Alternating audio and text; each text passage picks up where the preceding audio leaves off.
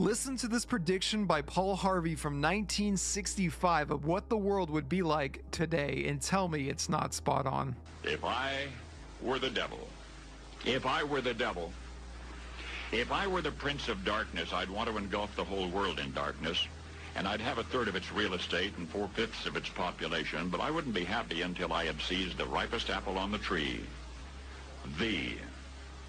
So I'd set about, however necessary, to take over the United States. I'd subvert the churches first. I'd begin with a campaign of whispers. With the wisdom of a serpent, I would whisper to you as I whispered to Eve, do as you please. To the young, I would whisper that the Bible is a myth. I would convince them that man created God instead of the other way around. I would confide that what's bad is good and what's good is square. And the old I would teach to pray after me, Our Father, which art in Washington.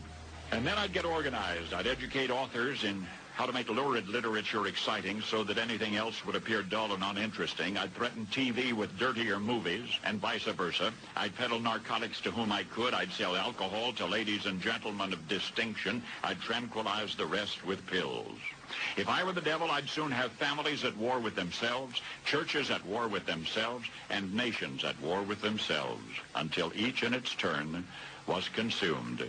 And with promises of higher ratings, I'd have mesmerizing media fanning the flames. If I were the devil, I would encourage schools to refine young intellects, but neglect to discipline emotions. Just let those run wild. Until before you knew it, you'd have to have drug-sniffing dogs and metal detectors at every schoolhouse door. Within a decade, I'd have prisons overflowing. I'd have judges promoting pornography. Soon I could evict God from the courthouse, then from the schoolhouse, and then from the houses of Congress. And in his own churches, I would substitute psychology for religion and deify science. I would lure priests and pastors into misusing boys and girls and church money.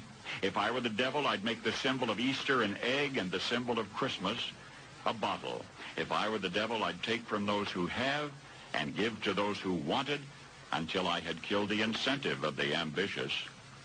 And what'll you bet?